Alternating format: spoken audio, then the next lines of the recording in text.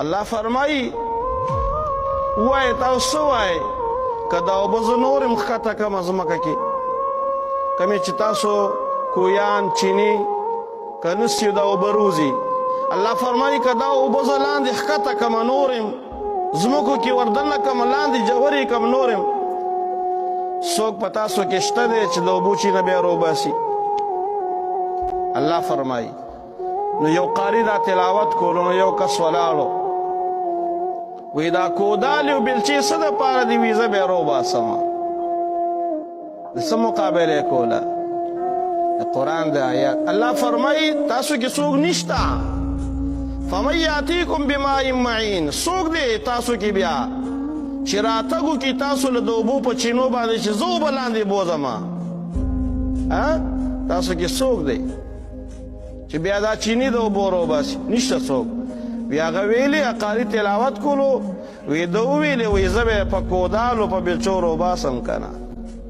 ټیک ټاک سړی و د سترګو کې الله پاک د هغه اوبه وچکي څه سترګو کې نم شته که دا نم ختم شي بیا هر څه کې د الله حکمت دی د انسان دا وجود چې الله جوړ کړی دی په خپل قدرت کامله دا ګورې عالم اصغر دی ښه دا په خپله ځان ته یو دنیا د یو عالم دی د انسان دا وجود اوس سترګو کې نم شته دا نم شته دی ستا سترګو کې نظر هم شته د سترګې ته خوځولی هم شي خلکو له پې کتلی شي په دې یو سترګو باندې ته رنګونه پېژندی شي د ده خړ څادر دی د هغه بنین وګوره هغې کې څو رنګونه دی بل ناسې د هغه دا رنګونه چې ته پېژنې په څه وجه باندې سترګو دې سترګو کې نور او دا نظر دا چا چولی الله دا نم ورکې الله پیدا کړی دی دې نم کې کمال شته هغه نم د ده د سترګو اوچ شو چې اوچ شو دی په سترګو معذوره شو ولې الله داسې وکړو الله پاک اوس دله ښیي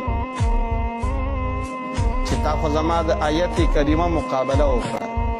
زه فرمایم تاسو کې څوک دی چې زه اوبه ښکته کړم چې تاسو کې څوک د ځمکې نه بیا اوبه روباسي تا وویل زه په کودالو روباسم الله وله سترګو کې نم اوچ کو وایي ستا په دې سترګو کې مې لږ نم پیدا کړی دی لږې اوبه دا مې دله وچکي ته په دې سترګو کې ځان ته اوبه را پیدا کا د دې سترګو کې ځان له نظر راوله الله خو هر څه کولی شي انسان چې کله مړ کېږي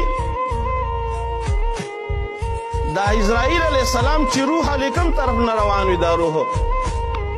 تاسو خو نه لیدلي هم نه دي